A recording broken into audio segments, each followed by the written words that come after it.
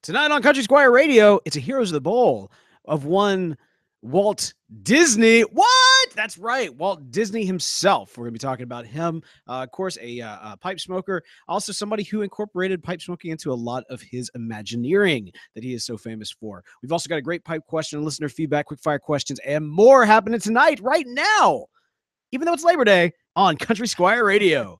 Welcome to Country Squire Radio. I'm Beau. And I'm John David. JD. Hey, Beau. Good evening, man. Man, how you doing tonight? I'm doing well. I just pulled back in from the beach, and so I'm quite toasty. Yeah, I was you got this glowing. I think I call that a sunburn. It's called a sunburn. That's right. Yeah, there's just enough Scotch Irish in me for me to number one, be drunk, and number two, be really sensitive to massive amounts of sun. So yeah, dude, had a great time. Went to Perdido Key, which is just south of Pensacola in Florida, and had a really good time. Went to the Floribama, drank a few bushwhackers. It's a bar on the line. It's on the state line. Really? Florida and Alabama. It's called the Floribama. How have I never heard about this? And I don't know. It's been in some country songs. I don't know. I know you're a big country fan, but but yeah, they had this signature drink there called a bushwhacker, which is basically if you've ever had a Frosty from Wendy's, but maybe you mix it with like rum.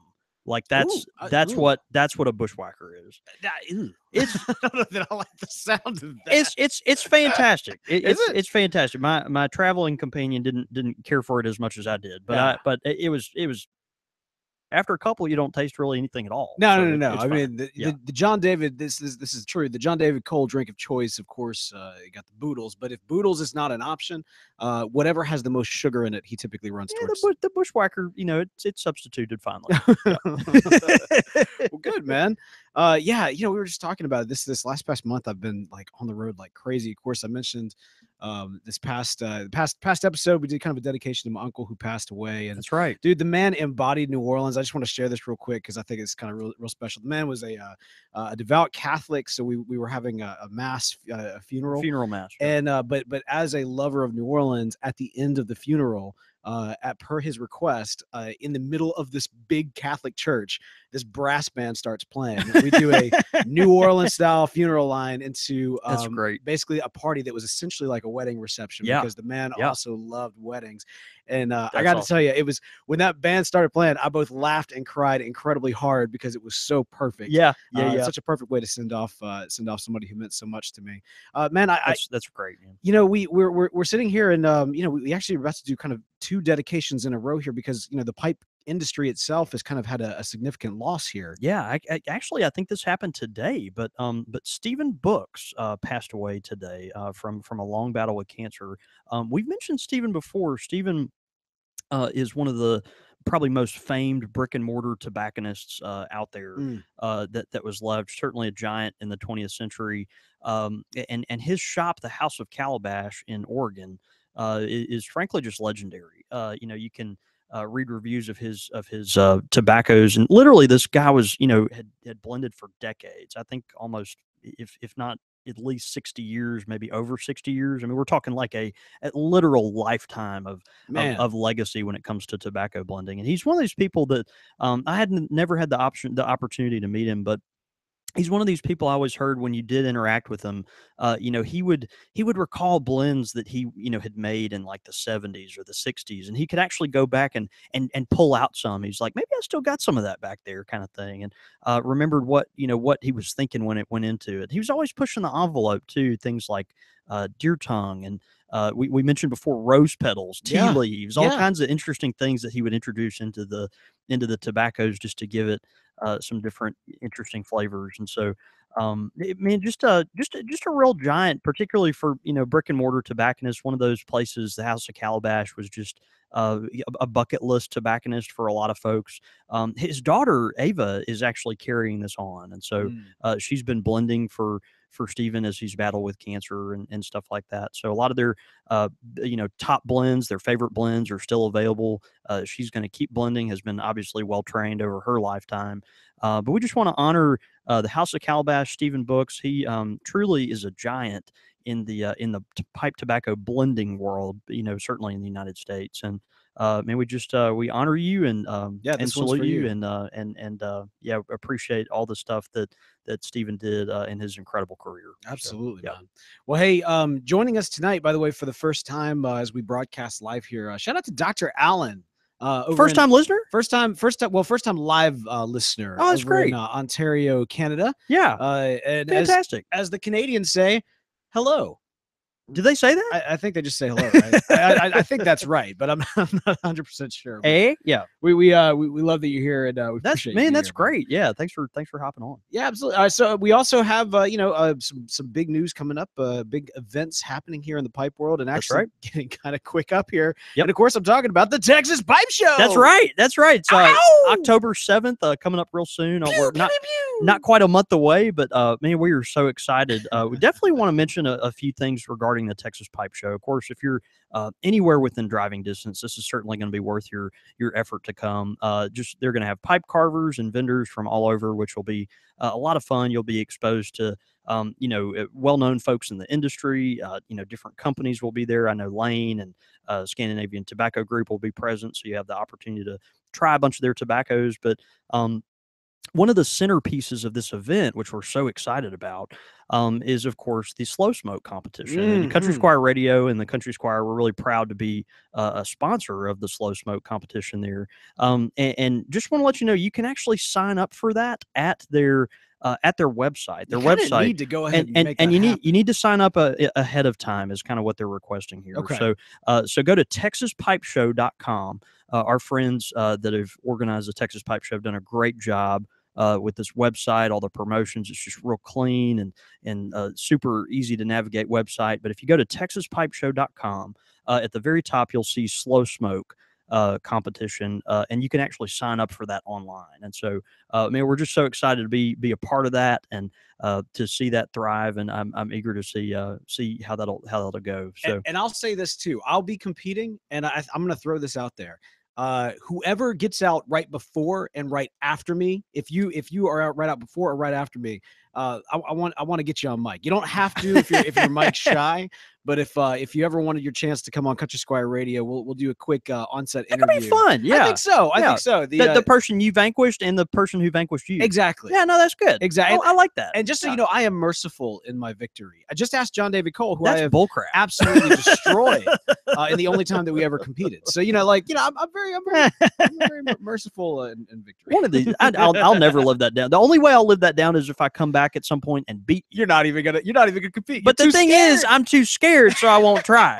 That's the problem with it. That's the problem with it. I'm even terrified. I'm literally making the blend for the slow smoke competition. I literally will have the Home opportunity field advantage. to make the leaves to my advantage, and I still am too terrified to do it. But I know you are not. man. If you're listening, and if you're on your way to the Texas Pipe Show, be sure to get on there and sign up. Also, as we all know, particularly in America, in the aftermath of Hurricane Harvey, which has just destroyed so much of the Texas coast, Houston, Corpus Christi, other towns, just all throughout that area, Beaumont. Those communities have just been really destroyed. So what the Texas Show is doing, they've actually taken a lot of their the raffle stuff that they're going to be doing, and the proceeds for that is actually going to go to Texas charities to help with that relief effort. And so we applaud them for that. We really hope that y'all participate in that. There's a lot of folks that have donated items for that kind of thing. What's really cool, and this is just so amazing, it shows the tight, knit pipe community that we're a part of. But folks in the pipe smoking community have actually been sending care packages to folks in Houston and the surrounding communities, Right because on. a lot of these people, you've connected maybe with people on your favorite online forum, maybe one of the online tobacco magazines, or Facebook group or something like that. Sure. People in Texas, and so a lot of folks have actually been sending care packages to these folks in Houston, and not just that, but actually pipe smoking care packages. A lot of folks in that part of the world Because they actually lost their connections. they actually their lost collections, all their collection. They lost their Man. pipes, they lost their tobaccos, they lost literally everything. And so,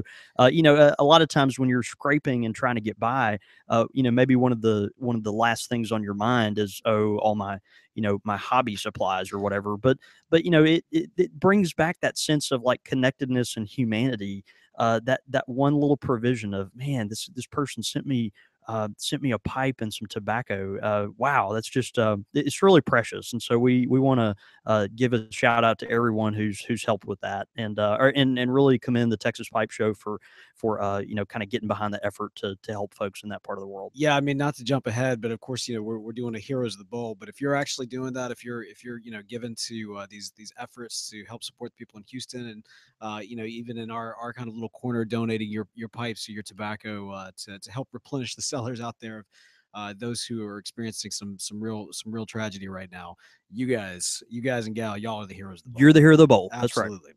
Well, hey, we also, man, we've got some great things going on here in the local area as well. That's right. Of course, the Jackson Pipe Night, October 28th. October 28th. That is right. We're going to have. What can people expect at the Jackson Pipe Night? We've done this. This will be the 4th year in a row now, and so it's a lot of fun. Of course, we'll have a slow smoke competition here. The folks from all over the Southeast Texas is just have practice, come, baby. They're just practice, right?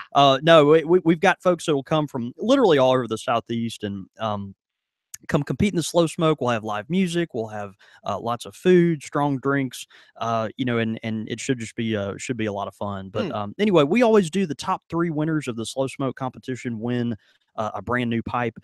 Those sponsors that have graciously donated these pipes will be announced very soon. And we've also almost got all 3 of those locked down, which are really great. So anyway, just really excited about it. October 28th here at the Country Squire in Jackson, Mississippi. We may or may not be, doing some streaming or something. I don't know. We'll figure all that out. I mean, I know we've done some periscoping before and things like that. But, I think the last 2 to 3 I've always streamed at least my even my shame I put out there publicly. So it's great. I'm out of practice. I'm out of practice. So I'm hoping that Texas does warm me up for it'd be good. What's going to happen here, because if I fail in Texas, I will be embarrassed in the pipe community broadly, but I'd rather do that than be embarrassed in the local pipe community, because I can handle. You have to actually deal with these people. I can turn off Twitter. I can't turn off the Squire. No, you have to come up here, right? Exactly. So we'll see what ends up happening, but it should be a lot of fun, and we're looking forward to it. Well, hey, man, before we dive into tonight's topic, we got to give some shout outs to some new club members. That's right, man. It's exciting. International Pipe Club, of course, the Country Squire Radio International Pipe Club now has 2 brand new members joining here at the Pilgrim level. Big shout out to Casey Reed. Casey Reed? Yep. As well as Ian Lo. I don't know why I mispronounced Ian, considering the fact that is Ian Lasciavo. Lasciavo. I had a fraternity brother with that exact same last name. Is it Ian? And I bet did you go to college? It is not. It is not Ian. But no. Wait, what was your Greek? What was your? I was a Fidel. Ian, were you a Fidel? I don't think maybe he was a Fidel. No, maybe based he on did. What happened in the Fidel house. No, he had to get on the run and change his name. No, he did. A lot of us did. Have I told y'all the story? Have I got my name? Have I mentioned that on the radio show before? You want to throw it out there? The first 18 years of my life, I went by Jonathan. The first 18 years of my life, everyone knew me as Jonathan. Game changer. My parents called me Jonathan. They, sometimes it's, people would say John or something, but I was just Jonathan all through high school, middle school. It was just Jonathan. Okay, my entire world has been turned upside down. All right, so flash forward, we're freshmen in college. And there were 2 Jonathan Coles in my pledge class in my fraternity. Okay. I can't believe I've never mentioned this on the air. So there are 2 Jonathan Coles in my fraternity. My name was Jonathan David, and the other guy's name was Jonathan Wayne. And they were not going to call him John Wayne. They were not going to call him John Wayne. And they eventually cut him anyway. He didn't make it. But so you took out John Wayne. So I took out John Wayne. John David Jonathan became John David, and then took out John Wayne. Oh snap! And so John David just kind of stuck. And after a while, that's after a couple of years, I just began to think of myself as John David, and all my friends call me John David. And, generally my mom calls me John David, and, Dad sometimes will call me John David. It's just, I'm just John David now. And so, and that's how it's been since I was 18. And so, wow. Ian, I didn't know you were getting the John David origin story. Ian Lasciavo, you brought us to that. You brought us to that. We thank you for joining the club. And now, because of our walk down memory lane, with probably not you, but someone Hey, it with a could have similar been. name as I'm just you. saying. That now everyone knows why I have the name that I do. I had to read. I had to read in my college dormitory. So Casey, You mean you had to read? no. No, I can't read. That's really what. Oh no, we've established I was about that. to say, I think Yeah, that's what- for literally 4 years now, we've established that on Country Squire Radio. Absolutely. Guys, thank y'all so much for supporting us, joining the Yeah, club. Casey and Ian, we appreciate it a bunch. And hey, if you've not done so already, head over to countrysquireradio.com. There's a big banner that says join the club right there for all the details. It's a great way to help support the creation of the show. You get some good digital goods. Also, you get access to the club lounge as well, the Facebook lounge as well, and which is my favorite online Facebook group that I'm a part of. No, right? Y'all are awesome over there. So anyway, join the club, be part of the community, Yep. help grow the show, just like Casey and Ian. And thank you guys so much for doing it.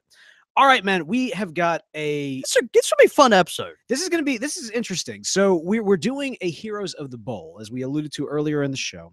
And Heroes of the Bowl is a series that we do whenever we talk about pipe smokers of history and or fiction. And typically the way that we actually do this is we take a significant pipe smoker from history as well as a significant pipe smoker from fiction, and we kind of pair them up. You do history, I do fiction. Now, on occasion, we will have somebody that walks the line, if you will, to be so much involved in both history and fiction. They kind of deserve their own episode. And that is definitely the case of the pipe smoker that we're talking about today, the hero of the bowl that we're talking about today. And of course, I'm talking about the legendary Walt Disney. Walt Disney. That's Yeah. right. That's right. Just an American cultural icon, a semi inventor of an entire industry. He imagineered the term Imagineering. Did he really? I don't know. That might have been somebody else from inside the company. But he certainly imagineered the term Epcot. You're right. That's true. Which we still don't know what it means. Actually, we do, and we'll get to that later. Well, and so that's the thing. Before we even attempt to discuss to jive into this discussion, that we got to put out a couple of kind of precursors, just kind of the cliff notes, the notification, the asterisk, if you will. And that's to point out that we've actually talked about the impact of Disney as in terms of the company itself in some previous episodes. We actually did the dichotomy of Disney. Yeah, that's right. Talking about kind of the love-hate relationship that has been the history of Disney when it comes with to tobacco products and pipes and cigars and all that. Pipes, cigars, the premium products that are out there. And of course, Walt Disney played into that to some extent. And in that series, we actually had our podcasting brothers / nemesis / Obi-Wan Kenobi, the man that the legend, the professor. Yeah, I mean, yeah. I mean, like the one that you if you know of us, you know of him. We're talking, of course, about Brian Austin Green. That was last Brian Austin Green Levine. The other guy that married Megan Fox. Now we're talking about Brian Levine. That's right. That's right, man. Who we're talking and of course, Brian is the expert in the tobacco and Disney, amalgam. I mean, he is where the two meet. Exactly. He really is. And so, we're going to talk about Walt Disney tonight, but we really encourage you to check out a lot of Brian's resources. We are so grateful he was, came on our show. Gosh, I guess it's been a couple of years ago now to talk about, the Disney and just, the incredible connections there. Brian, I love this, and you can actually see photos of some of his collection online, but Brian actually has over the years collected Disney tobacciana. I mean, the Disney stuff that, he actually procured at, collected from people that bought these Disney items, tobacco products at the theme parks. It's really interesting. They used to be tobacco shops at the Disney theme parks, which is really kind of fascinating. So anyway, Brian, this is kind of a shout out to you. We definitely we'll cede the expertness in your corner. We acknowledge we're walking around in daddy's shoes. You know what I mean? That's right. Yeah, that's right. We know what's up. So I'm sure a short joke is going to come out of the fact that you just said acknowledge walk around in daddy's shoes. No, I would. But with Brian, we just assumed that. We just assumed that. All right. So Walt Disney himself. Walt Disney, that's right. Born in 1901, a pioneer, obviously, of the animation industry. A lot of folks, we're so used to Disney now, and I think, for me anyway, looking into this, and when we've talked about Disney before, I always forget just kind of how prolific and long lasting this Disney stuff is. Like we're talking about Disney, and people think Mickey Mouse, Dumbo, you go to the park and you wait too long in the line. That's kind of what you think about. But we're talking about currently the second largest media empire in the world, Yeah. right after Comcast, and no one likes Comcast. So like, so Yes. so I'm just saying, like, you know, we're talking about a man, an individual that you know, was doing things in the early 20th century. We're talking he got his start as an animator at age 18. This was Mm. before 1920. Yeah. Okay, and then continued on to build you know, the media empire that we know today.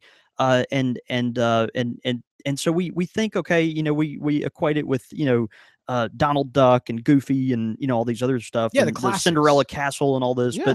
but it is so much more than that, and all that springs from who Disney was as an individual. He was an amazing person. That's exactly true, and I mean, it's important to kind of separate that going in because a lot of people, I say a lot of people, there's different camps when it comes to looking at Disney as in the organization. Yeah, You know, there are super fans of Disney. You know, you just in the Disney podcasting world alone, there is tons of podcasts dedicated to every single aspect of that company, and there's significant fan base there. There's also people that look at it as kind of this evil, you know, corporate yeah. structure Disney that owns ABC. They own ESPN. I mean, yeah. I exactly. mean, They've bought up all your no, childhood and all this other stuff. And you know, the other factor too is that you know, even very recently in some of their recent acquisitions, of course, now they own Marvel, now they own Star Wars. I mean, they have grown to this kind of massive thing. Now, that being said, I also think that the company has done some really great things of with course. both Marvel and Star Wars. So, you know, you look at some of the practices of, you know, other, you know, CEOs or COOs of the company, and you kind of see some dirty business that has happened.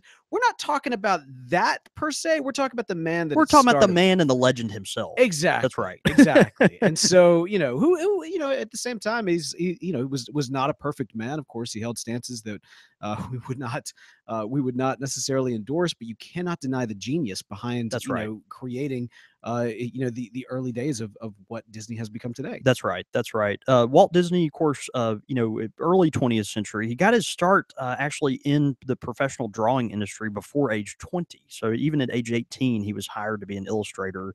And you got to think, okay, an illustrator, you know, in the 1910s. That's I mean, old school. that is crazy, man. Like, I mean, what are you illustrating at that point? Like the back of a milk carton? I mean, you know, it's just amazing. So, in his early 20s, he, you know, obviously very precocious, Mm, very young person, but extremely smart and ambitious. He moved with his brother to California and opened Disney Brothers Studio mm. in 1923, which we now know, of course, as the Walt Disney Corporation, and so, or the Walt Disney Company. So his brother Roy Disney they were partners. Eventually, you know, Walt Disney. I don't really know the family dynamic there, but Walt Disney kind of became more the driving force there and was the larger personality. You know, but they just began cranking out these incredible pieces. You know, over the years, you had you know, the freaking, you know, Mickey Mouse in 1928, and then it Mm. went from there to Snow White 1937, Fantasia and Pinocchio in 1940, Dumbo in 1941, Bambi in 1942. Yeah, and I think this is kind of gets to what I was talking about or trying to get to earlier. When we think of Disney, we think of, you know, we think of the here and now because all that's here and now. Like our kids today grow up with Mickey Oh Mouse. Our yeah. kids today grow up with Donald Duck and Goofy and all these other characters, and of course we did, Beau. And so we don't think of it as being that ancient, but I mean, he got started. You know, Mickey Mouse was his first appearance was in the you know, Steamboat Willie in 1928. That's I mean, right. which just is it's incredible. Well, Think that's over 85 years ago. yeah, That's nuts. interesting kind of fun factoid, of course, and you know, people who are kind of interested in Disney and the origin story of Mickey Mouse will recognize the name of Oswald the Lucky Rabbit, That's which right. was It's kind of the precursor, he was the right? precursor, and he was a character that the Disney and fam came up with. However, they came up with it while they were working for Universal. So Universal came in and be like, we own this. And so Disney was like, "Well, I'm not down with that. I want to be able to own the characters that I create." And so that led to the creation of Mickey Mouse.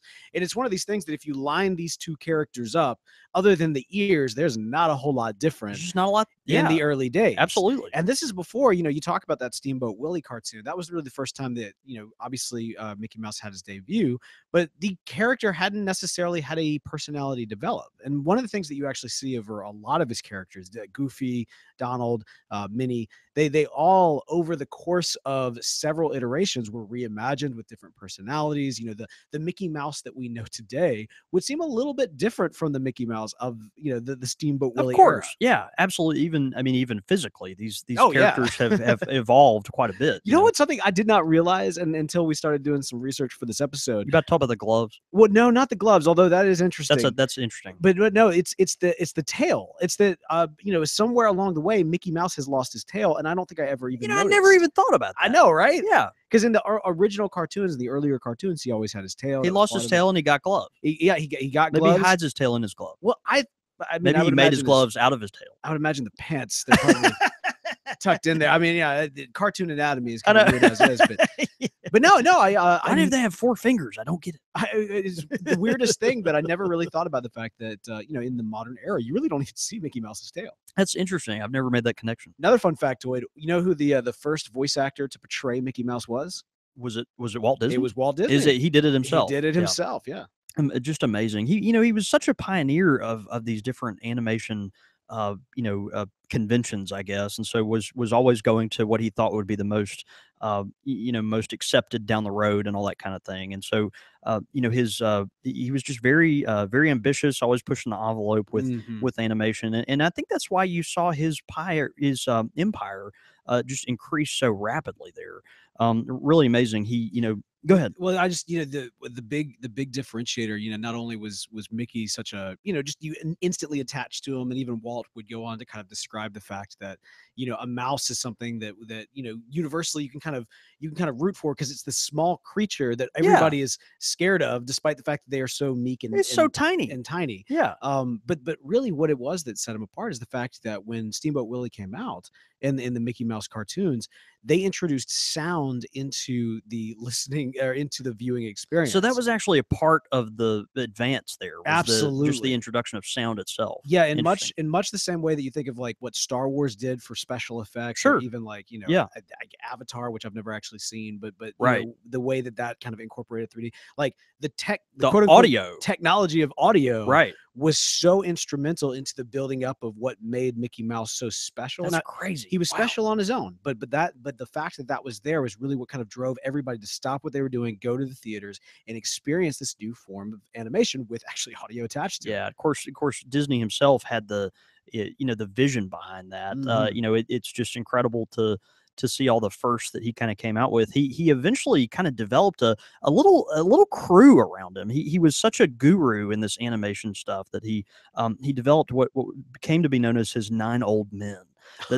Which I love, and he referred to him as the 9 old men. Oh, It's wow. really Yeah, really yeah. great. But the 9 old men, you go look them up. They these were animators that were wound up, they were typically a little younger than he was, but these were all people that, he, as time went on, he leaned on more and more and began to take over real serious roles and kind of helping him develop and craft some of these storylines. And so these were the animators of the golden era of animation. Okay, Man, so yeah. Walt Disney and these 9 guys. It's really interesting too. If you look back, there's neat stories of how modern day animators can all trace their family lineage back through those people to Walt Disney. What? And so it was kind of like, I hate to, I don't want to be irreverent, but to go there potentially, you've got Disney, his disciples, and then they kind of they kind of filter that through to this greater mass, and a lot of the best animators in the world today can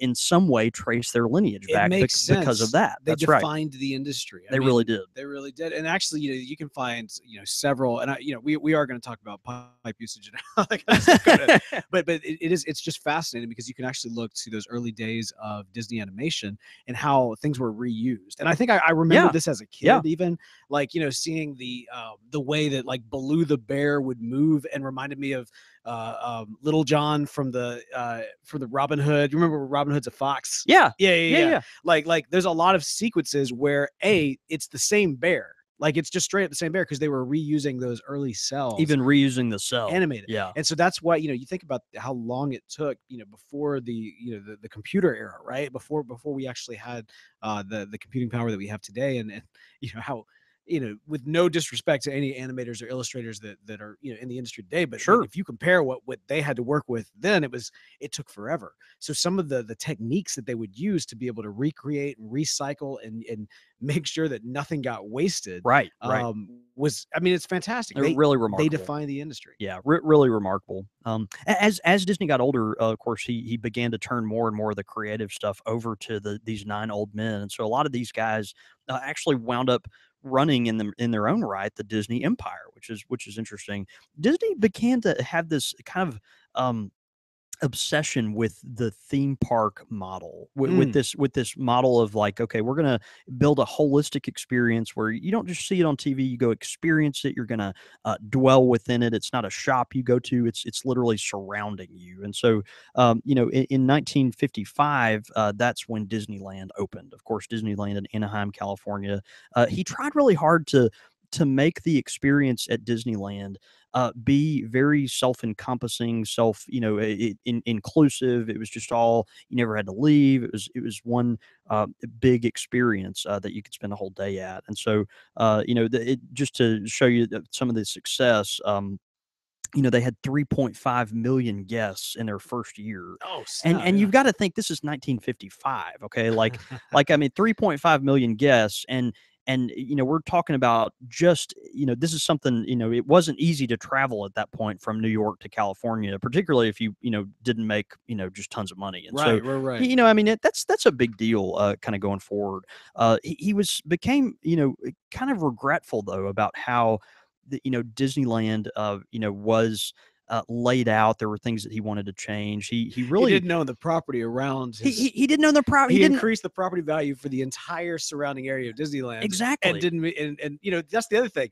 He was a creator, an inventor, a genius. He was a businessman. He was a businessman. And he was an recognized, entrepreneur. Yeah, that absolutely. he had increased the value for all this property around him that he didn't get a chance to But see he done but he for. didn't get to see the benefits and the Right. revenue of that. So it really shows you as Disney began to turn more of the creative stuff over to these 9 old men, he began to focus more. Okay, how do we take this storyline? How do we take this all encompassing thing and really turn it into a cash cow? I mean, just to be honest, and he was very very shrewd at this. So what's so cool when he wound up developing Disney World, what we now know as Walt Disney World. This kind of venture started, or at least became a idea in the late 1950s, and then somewhere around 1960.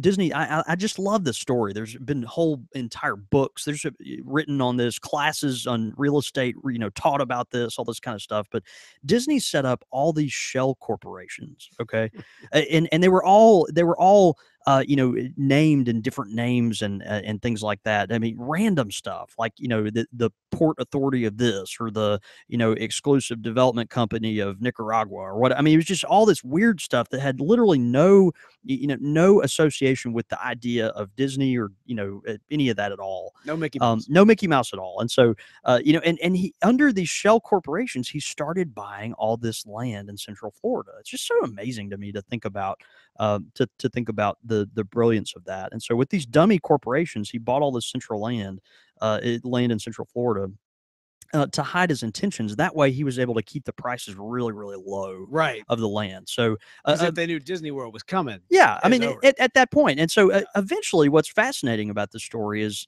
Disney, he was such an incredibly self-conscious person. And a lot of folks think, we'll talk about his tobacco usage in a minute, but a lot of folks think that the self-consciousness, the nervousness that he had, as much of a person as he portrayed, of strength and peace, and just contentment and all these other things. He was a very nervous person, and so a lot of folks think that that kind of contributed to some of this some of this tobacco usage. But over the years, he as he was building up all these different plots of land, kind of the word started to get out. The word started something, something was going on. The local papers started realizing these plots of land were being bought next to each other. Yeah, they were different sizes by different companies, but something had to be going on. It just seems a little weird. A lot of folks actually thought maybe because NASA was so close in eastern Florida Oh, at wow. Cape Canaveral that maybe it was something developing there to support NASA.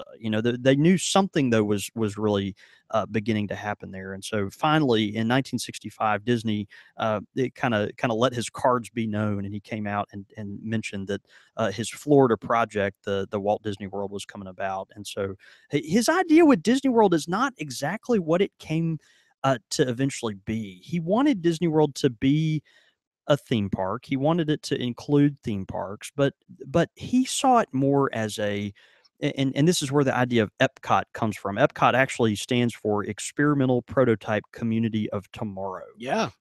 That's crazy, but that was that is as kind of stilted as that is, like that is what his central concept for this development was. He wanted Disney World to be a place where, yeah, you go visit and you do rides and you interact with, Mickey Mouse and your favorite characters, and you stay on the property and you buy food on the property and all this stuff. Like you do that. But he wanted it to almost be like an incubator for the technology of tomorrow. He wanted people living on site, working on site in a community where they were pushing the envelope of daily living experience. Kind of think of it as it really like an incubator of tomorrow's technology. Okay, and so he had this grandiose idea of this is Disney World potentially is going to be the development leader, almost like a university research center for tomorrow's living and working kind of environment. And right as he was formalizing these plans and finalizing some of that, he died. He Yeah. died in 1966, and so he was really the only person that probably could have spearheaded something like that. And so after he passed away, a lot, the folks that took over the development, including his brother Roy, they just kind of torpedoed a lot of those plans. It was just a little too aggressive, and so what we know today is Disney World, of course, is the largest theme park on Earth, and it does have this Epcot, but it's much more of a museum-like experience than a place where people live on site and are doing all this stuff. Having said that, they do on site at Disney World grow a lot of their own food, use a lot of hydroponic technology, and Oh, it's a this kind of it's whole really it's interesting. a If you've whole never been, underground community. you need to go. And the great thing is, you talk about kind of his vision for tomorrow. There was actually a ride, and this is true of a lot of different rides there. There's actually a ride called the Carousel of Progress, and the goal of this was to kind of Yeah, I remember that. communicate technology over the era. And this kind of gets to the mindset of Walt Disney. He's often photographed with a pipe in his hand. He was definitely a fan of tobacco, but not just the pipe. He also kind of dabbled pretty hard into some elements of the tobacco realm that we would not That we necessarily, discourage yeah, typically. we would frown upon, That's right. but he was definitely a fan of the pipe as well. And so and you saw that actually in a lot of the exhibits, animatronics. That's right.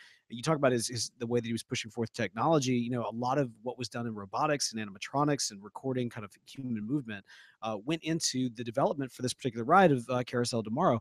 The host of that ride was this animatronic father figure. And so it was him and his family throughout the ages as technology would progress, but always he was holding a pipe He right was in his holding a hand. pipe. That's right. Absolutely. That's right. And you did kind of get the sense that it was Walt Disney. In fact, there's a great video that you can find of Walt Disney walking you through the Carousel of Progress, in which he's showcasing this technology they've developed to be able to record human movement. Yeah. And he says, and he offers the animatronic a light to light up his pipe. And then right before he actually lights the pipe, he's like, "Oh, well, we're on set. We probably shouldn't smoke on set." It's a nice little moment. Also, I mentioned that we were relatively recently in Disneyland a couple weeks ago, And one of the things that I noticed is, you would actually see, like, for example, in the Main Street USA, if you go into the fire department, the firefighters obviously had a pipe collection. The pipes are unfortunately no longer there, but their pipe stands are still there. That's And interesting. yeah, yeah, Yeah, yeah, yeah. They've got a whole carousel pipe stand that's there with an ashtray and everything else. And you can see the remnants of what was in the early days a very kind of strong pipe and cigar presence. that's right. One of the things we mentioned as part of the dichotomy of Disney is the fact that in Disneyland, and I believe Disney World as well, you actually had pipe and cigar shops. You could get branded Disney, Walt Disney pipes, branded Walt Disney cigars. Our friend Brian Levine actually gifted me. I meant to bring it tonight, but he gifted me an old Walt Disney pipe. I'm sorry, cigar box. Branded and everything. These are brand. I mean, these are cigars that have Mickey Mouse on the cigar. Right. Like it's wonderful. It's like you could go on Main Street there in Disneyland and go to the local tobacconist. They modeled these little businesses out of middle America, United States, just small town stuff. And of course, you had your general store and you had your tobacco shop, and so you could go get a ounce of Disney World pipe tobacco. Absolutely. And in some of the rides you do actually still see pipes kind of play into it. Pirates of the Caribbean, there's some pipe smoking pirates that are there. Even after the overhaul they recently did with the Johnny Depp films to try to That's make good. them more in line. I got Encourage. Yeah. I got to tell you though, I went to classic Pirates of the Caribbean and I went to the new one. I like it classic better. You like the classic. Yeah, it just seems too gimmicky with the Johnny Depp thing. Like everybody, like every single segment, like we're trying to find Jack Sparrow. It's like, well, you weren't, like, like, it's, I don't know. It feels a little too cheesy. And then he like pops up at the end, and I don't want to spoil the ride, I guess, but he's just like sitting there with a crown and all this gold, and then it's just Johnny Depp that's talking to you, and you just kind of feel like you're taken out of the whole entire experience a little bit. It's so out of control. Yeah, but it was cool to see. I was like, all right, yeah, cool. Yep. We do still have some pipe smoking robots at Disneyland. That's right. That's right. That makes me happy. Well, all that to say, Walt Disney, of course, one of the most famous pipe smokers of the 20th century, one of the most famous humans of the 20th century, and someone that we don't know a lot about his pipe smoking. He was obviously, as you alluded to before, a very prolific cigarette smoker. He, was constantly with this nervous energy, turning to cigarettes, but the pipe was part of his experience. There's old anecdotes of.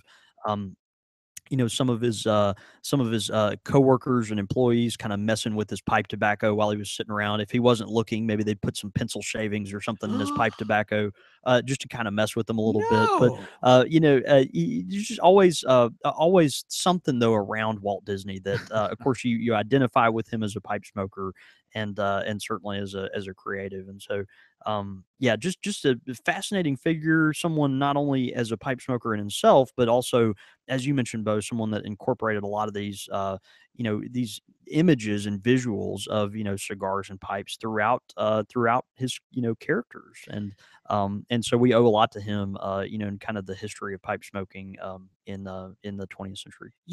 There's almost kind of a debate as to where, there's a lot of people that would say that, Walt Disney would be rolling in his grave to know that, Disneyland and Disney World have kind of backtracked on kind of featuring pipes and cigars and such. Sure, sure. There's also a camp that kind of looks at some of the work coming out of Disney near his final days and kind of wonders, was he actually struggling with actually addiction?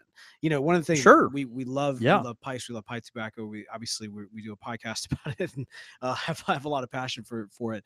But one thing we obviously would frown upon is giving yourself over to anything. That's right. And so, you look at, some of the things, like, for example, there was this 1950, I want to say 1951 cartoon that was put out. Yeah, 1951 cartoon. It was a goofy cartoon, and I don't Yeah. mean goofy as in quote goofy, but goofy as in the character. Yeah, the character Goofy. Yeah, and it was kind of this no smoking campaign that they put out. And it was interesting because throughout that whole the narrative that's being told in that short is of Goofy, who is addicted to smoking. And so he's constantly, like, he's got his cigars and his pipes, but it's the cigarettes that are just constantly absolutely destroying him. Yeah. Yeah. And so you almost kind of wonder, like, was this something that perhaps Walt Disney was wrestling with? Had he completely given himself over to this, which is tragic if that's the case. We don't know. To some extent, That's it right. is a debate that kind of goes on into Well, who and he was this. very private about that kind of stuff too. Absolutely, He yeah. was a very private person. He certainly had a different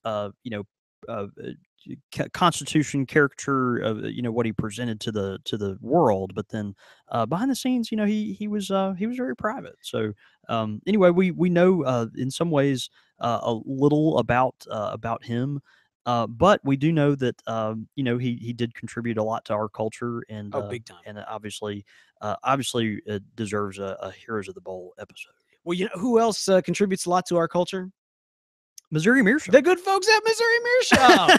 That's exactly right. That's exactly right. Man, we've got a pipe that is sponsoring this show this week from Missouri Meerschaum. Corncob pipe. What do you call this little thing? That dude is the shortstop. The shortstop. I love the shortstop. Because I was about to call it Little Devil, but that's not right. Because that's another pipe. Yeah, That's yeah, right. yeah. We encourage you to check that one out too. But the shortstop at Missouri Meerschaum, what they've done here, and when I first saw this pipe, I fell in love with it. It is a small frame pipe, and what they did is they took the bowl of the Missouri Meerschaum mini pipe. It's the same bowl that the mini pipe has. Okay. But they put a much longer shank on They the turned pipe. it into a real pipe. They It's did. a real pipe. I know. Yeah, yeah, that's exactly. Oh, right. They took the bowl of the mini pipe and they actually put a much longer shank on that pipe.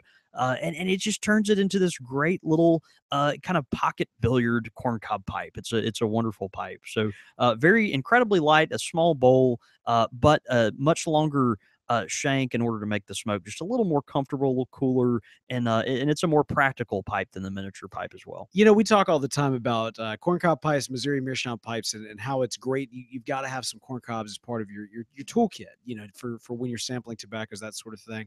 I mean, the beautiful thing about this one, this little shortstop, this is great for in a pinch because it'll handle about a pinch of tobacco. That's about it. And so if you're out and about and you want to try something new, sample something new, or you don't know what you're getting into, man, this is you're right, exactly right. This is a perfect pocket pipe. The bowl is literally big enough to put your tamper into, and that's about it. That's about it. So great pipe. Of course, what you would expect from the folks at Missouri Meerschaum.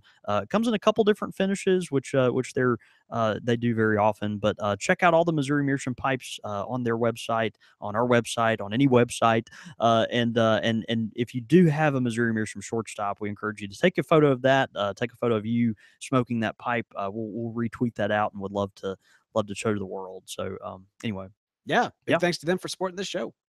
Pipe question of the week this week comes in from Sean. All right, you ready for this? Yeah.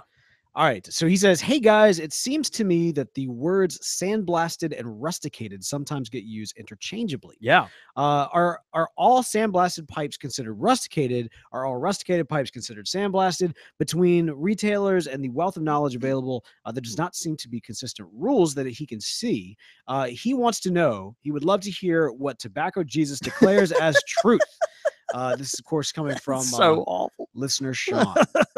All right, so so terrible. Sean has come to you in his hour of need. Yeah. How shalt we know? Shut up.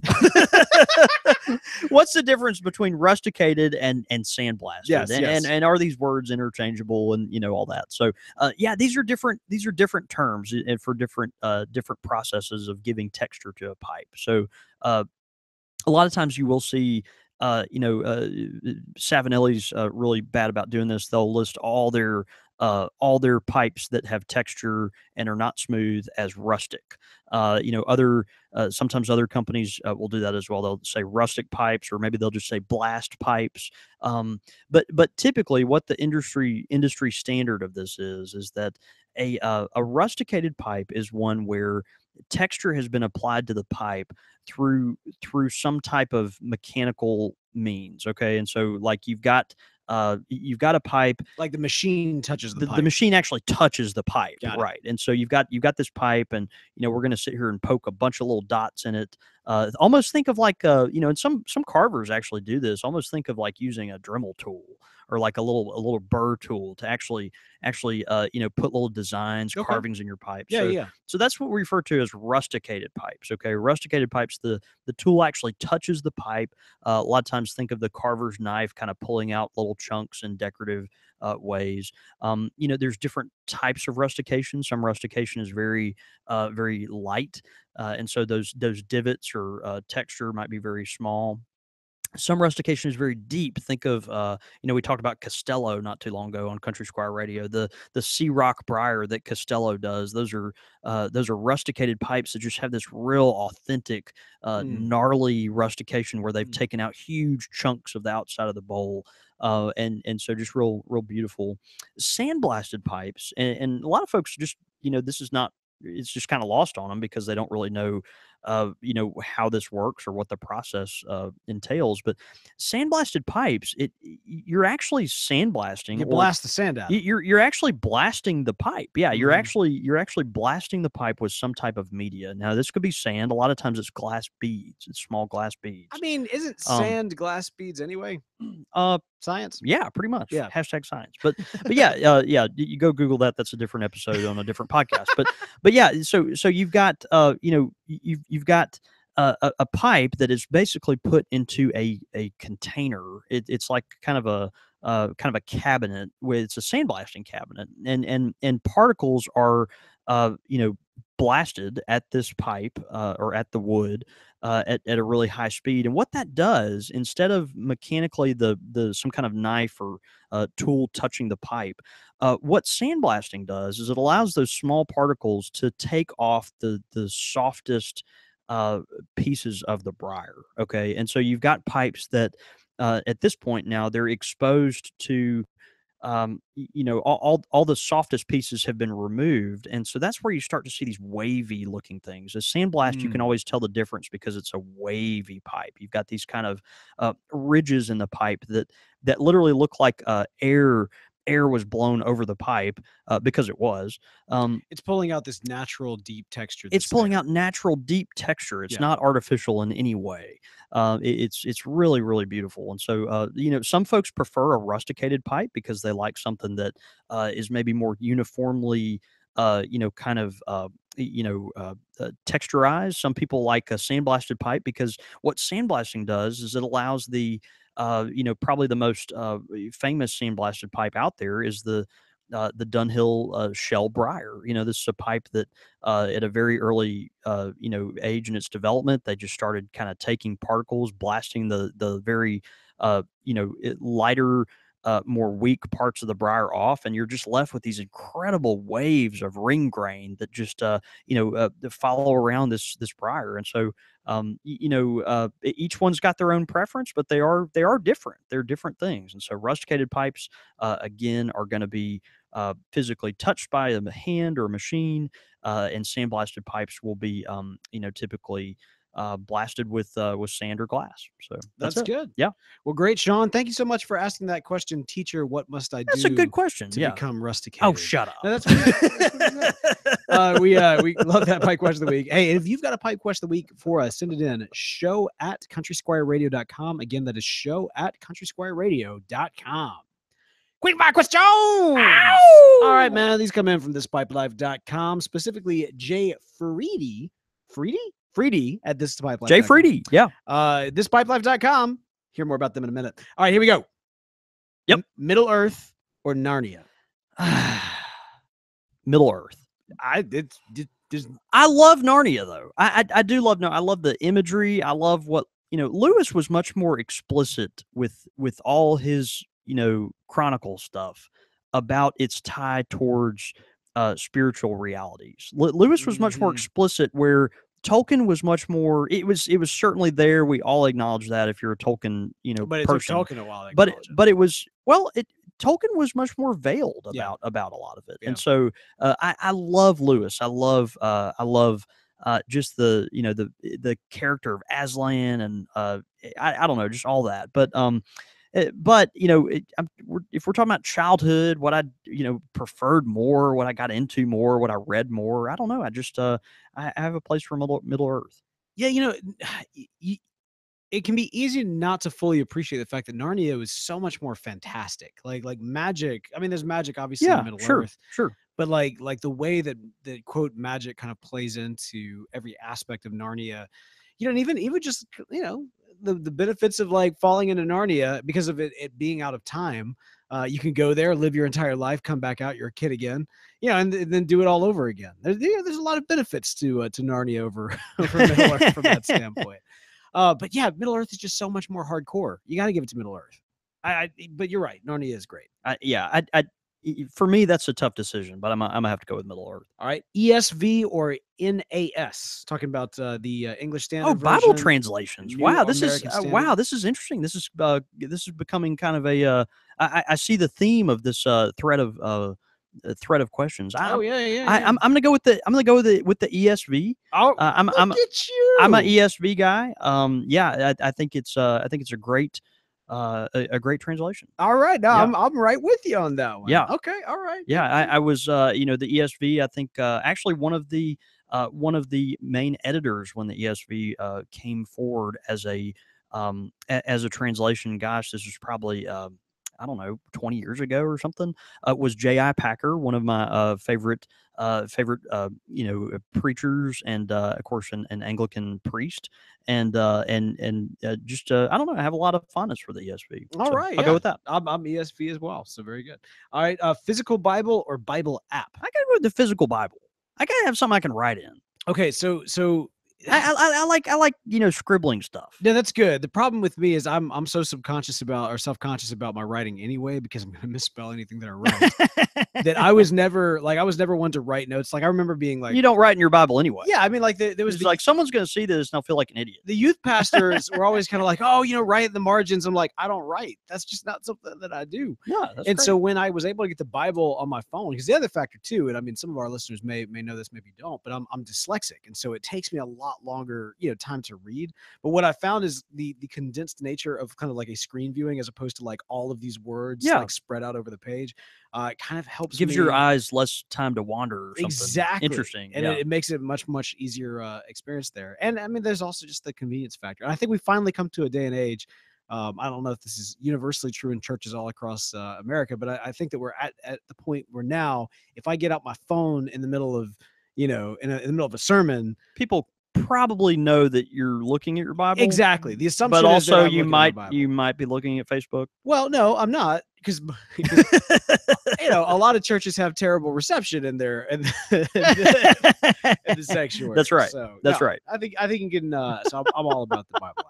All right, and then finally, fly rod or spinning rod? I'm not a fisherman. Everyone knows that. But if I had to pick between the two, it'd be a spinning rod, because I've actually used that. Yeah. It's spinning rod is super easy, but no, fly rod all the way. Ever since I became a fly fisherman, it is my preference every single time I can get away with it. I'll go. I go both ways, but I have preference for the fly rod. That's great. All right. Good questions. Great questions. Interesting questions. Jay Freedy, he set us up, or she set us up with a significant list. So we've got some great ones set for next week as well. And of course, those are coming in from the forums at thispipelife.com. Now, if you've not joined thispipelife.com yet, you absolutely should. Thispipelife.com is the website. And when you sign up, use the code CSR to let them know you heard about him on this program. Now, it's absolutely free one way or the other. I don't want to try to convince you that it's not. But when you use that, it helps them know you heard about it here. It helps out the show. And it's like a quick pro quo for JD and Beau. That's so lame. But it rhymed. Man, it's a great resource for people looking for just camaraderie in the pipe smoking community. Obviously any kind of help questions, things like that. We do quick fire questions through there, but there's a whole wealth of knowledge through thispipelife.com. Incredible forums, great social media. You can find them on Twitter, Facebook, and Instagram, and we encourage you to check all of them out. So be sure to do that. When you join, enter the code CSR, and we thank them for supporting the show. All right, listener feedback. All right, we got to address this. I'm just going to go ahead and knock this one out. No, that's good. The listener feedback has been coming in live and fast. No, that's good. Since the top of the show. And yes, for the listeners at home, I am not wearing what is kind of perceived as, and intentionally so perceived as my traditional getup. Typically I have oh yeah, dude, where's your hat? Well, I typically wear a cap, I wear a baseball short, a shirt of some sort, be it a beard core short or a pot story shirt. Yeah. Today I have no cap, which means my hair looks like this, and I apologize. I know that I'm offending. I think we're all disgusted, frankly. No one more so than me. I have to look at this daily. at least twice a day, and it's rough. But no. So this is unfortunately what you're getting. As for the random shirt and why I'm not prepared, it's Labor Day. It's vacation. That's it. My wife works in the healthcare industry, which means that funny enough, people don't stop being sick or dying on days Yeah, off. that's true. That's And true. so The nerve of those people. I know. So she of course was at work, and I was taking care of my amazing children. The little Beau Yorks. Yeah, and so this is what I look like after that. You're welcome. And that's that. Also got other folks. Apparently, this is the second or third time we've mentioned how I got my name on Country Squire Radio, which is interesting. It's funny. Beau and I, we do this so much that we kind of forget some of this stuff. Well, the thing is, I remember aspects of it because I mean, we've talked about. Well, work is such good friends that maybe I've told you about it before or whatever. I talked about the JD aspect of it and kind of diving into that, but I think it completely went over my head the fact that you went so long as Jonathan. Yeah. Ugh. Yeah, like I just say that, I mean, the majority of my life, I was Jonathan Cole. Wow. And now I'm not. I'll, and I much prefer John David and have been John David for 15 years, something like that. All right, John. Yeah. Anyway. Yeah. What else do we have here, Beau? We've also got last week we talked about the I may have given a little bit of flack to the real American hero, G.I. Joe. That's right. Yeah. So suffice to say, there was some debate that continued on Facebook and Twitter after the fact, and I realized I had an unpopular opinion, but I appreciate those of you. M80s and G.I. Joe toys made up the 90s and it made it a great time for Hochter, aka the Love Doctor. That's right. He wanted to give that shout out there. We also have Tobin Pilati. Am I pronouncing that correct? Probably not. But he says, great show. I am relatively new to pipe smoking, and I'm really geeking out on the whole pipe history and types of pipes, I'm assuming. So thanks for doing this show, Tobin. We appreciate you reaching out. Really hope you enjoy your pipe adventures and stick with it, man. Every time I hear of a new pipe smoker getting into it, my biggest encouragement is surround yourself with resources and stick with it. You're going to really enjoy it. Don't get frustrated. Stick with it. Find some tobaccos that you really enjoy, and it'll bless your heart. Yeah. Well, man, look, talking about tonight, we Walt Disney. I mean, like I almost kind of feel like that was some Hero of the Bowl. We probably should have done a while back, a long time ago. I guess to some extent maybe we have. I mean, it's something we've talked about him before, just because of the prolific nature of his influence on American culture. But I don't know. He deserved his own episode. We gave it to him. Hey, one last thing before we officially sign out here. Next week, we will not have a live show. We're throwing you off because here we are on a holiday and we did a live show. But next week we actually will not have a live show as John David will be globe hopping. But we will have a special co-host. Some call him Caleb. The rest of us call him Intern. The Intern. Yeah, that's right. Right. So really looking forward to it. I'm excited about this. I've got. Yeah. I have a direction that I hope the show goes in, but we won't know until it happens. But that's the thing. When they're interns, you don't necessarily feel comfortable putting them on the webcam yet. Yeah, you got to put the training wheels on. Right? Yeah. Like, what would happen? He might show up looking like I look like now. I can get away with this because we've been doing this for years. But like, young guns gotta work for. He got to earn his stripes. That's what I'm saying. Yeah. So anyway, all that to say, next week no live show, but we will of course have the podcast coming your way on Wednesday. That's right. And so we hope that you enjoy the one that we have scheduled for you coming up here next week. But that not being the case, after that we will be back to the regularly scheduled program. That's of course Monday nights, where you can tune in live at countrysquireradio.com. And of course you can tune in every single Monday night, not next week, but after that on 8:30 Central, 6:30 Pacific, 9:30 Eastern. You can also keep up with us throughout the week. You can follow me. I'm at the Real Beau York. I'm at John David Cole, or you can get us at the shop at _Country Squire. Of course, all that information and more can be found at countrysquireradio.com. All right.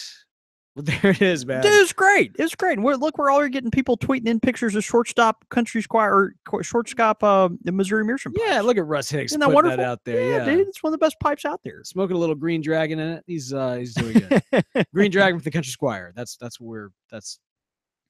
I mean, it's Green Dragon. We love it. Yeah, it's Green Dragon. I mean, it's just no telling what's in that. All right, man. Wait, let's go have a night. See you, brother. Thanks so much, everyone. Yeah, we had fun, y'all. It's great to connect with y'all. Hope everyone had a good Labor Day weekend. By the way, we got a couple of questions. I'm actually smoking a Kamoy. It's a Kamoy tradition bulldog. This is one of the new Kamoys that they recently came out with, the Eric Stokeby variety. So, really a big fan of it. Actually, my girlfriend bought me this for Christmas, birthday. I think it was my birthday. I mean, like she's right here, As staring she's at you. literally right You don't here, want to get this wrong. and so yeah, it is a fantastic smoking pipe, and I pull for it a lot. And she just happens to be here, so I probably got some bonus points on that. And I'm smoking one of our house blends, which is Tobacco du Chocolat. It's a Country Squire Ooh. original house blend. It's obviously a chocolate Cavendish, and we're really proud of that. So anyway, but that's what I'm smoking tonight. For those of you that asked. Oh, yeah, we still forgot to give a shout Oh, out. our friend Jason Naff. No, Yeah, of course. no, save it for next time. Yeah, we'll save it for next time. But we are drinking this beautiful Witherspoon whiskey booze that he gifted us on his pipe pilgrimage. But Yeah. we'll talk about it again. We'll talk about it again. Yeah. A lot of pre-show stuff, man. We had a lot of pre-show That's stuff. it. That's it.